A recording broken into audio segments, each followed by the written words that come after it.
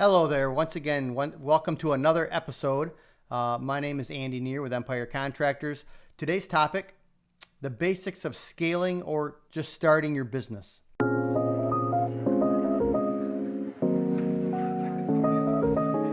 lot of times when I talk about scaling, I really try to boil it down to a really simple concept. And I'm not talking about scaling when you talk about big companies that are really looking to, go from 20 employees to 200 employees to 2,000 employees, or going from $10,000 a year to $100,000 a year. That's not really what I'm talking about. Really starting your business, and I know a lot of guys on here. They're still what I call owner operators. They own a roofing company and they have 2 or 3 employees and they're still on the roof, or maybe they want to become an owner, or they still haven't really gotten to that point where they can duplicate themselves. And so when I'm talking to guys, I try to put it in a form of, like, say if you're starting a cattle farm or a dairy farm.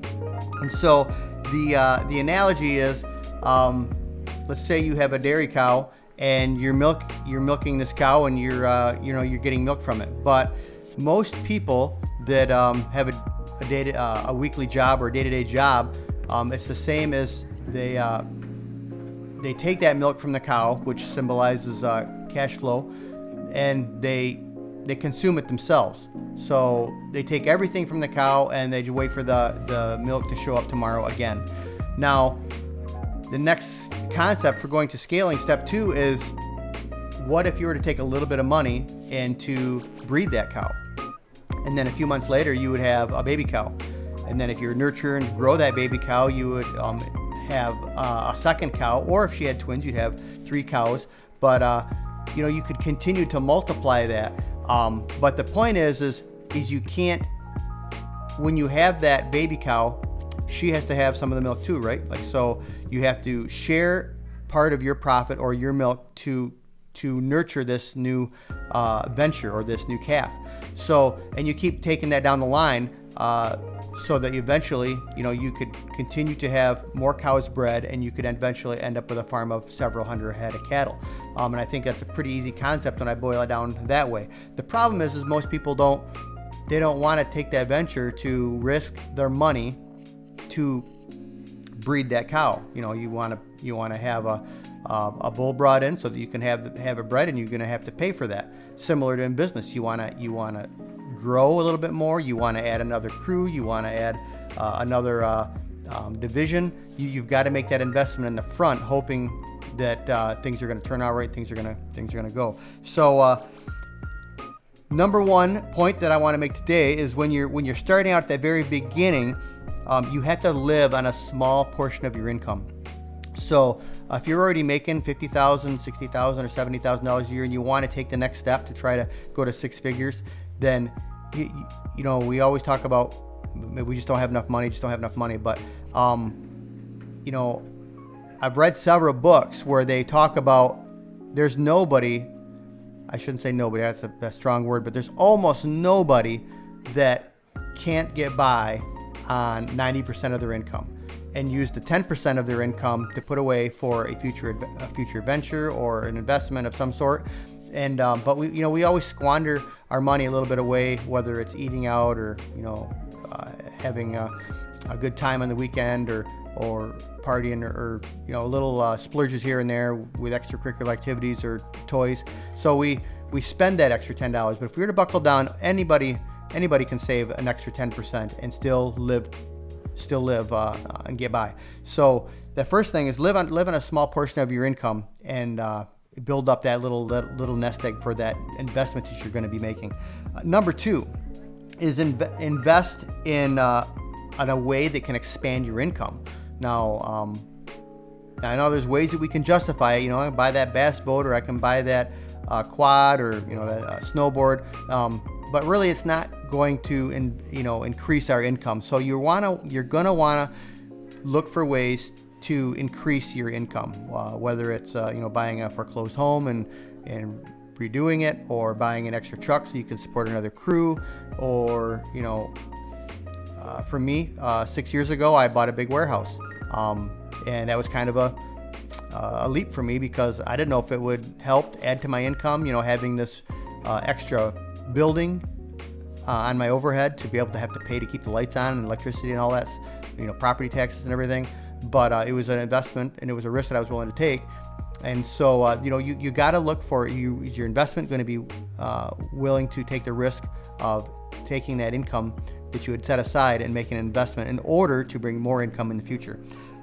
Tip number 3, nurture the newfound income so that it can be reoccurring. Now, I know a lot of people that have done things where they had a great idea and they executed that idea and they made quick cash, and then they were like, yeah, you remember that one time, or I did this one time where I made really good money, but it was just a one-time thing or a two-time thing. I was just talking to an employee the other day that said, he rummaged through some of the stuff that he had at his house or some friends had, and he decided to pop it on the Facebook market, and within the matter of a day, I think, or a day or two, he had built up quite a bit of cash from just these little items that were laying around. And I know you hear these stories all the time, but it's one thing to have a quick sale like that and make a quick amount of money. And it's another thing to make a plan and a structure, a strategy to be able to make that reoccurring. And I know there's people that have done it, and I'm just using that as one example. But the trick is to make that reoccurring so that money happens weekly, month in and month out. And then tip number 4 is do not increase your personal income at the same rate as the revenue is increased. Now, I know a lot of people that the company grows and the revenue grows, and so they keep stepping up their personal income to match that. But I've always tried to make sure that as the revenue grows, that my income only grows half that rate. So just to make it very simple, if you got $100,000 of revenue coming in and you got a 10% income margin, so that's $10,000. Let's say you go to $120,000 that year, you shouldn't increase your personal income at the same rate.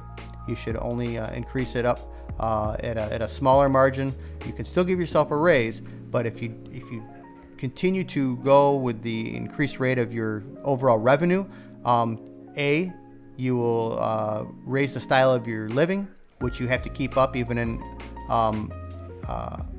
good economical times or bad economical times. But you will also create a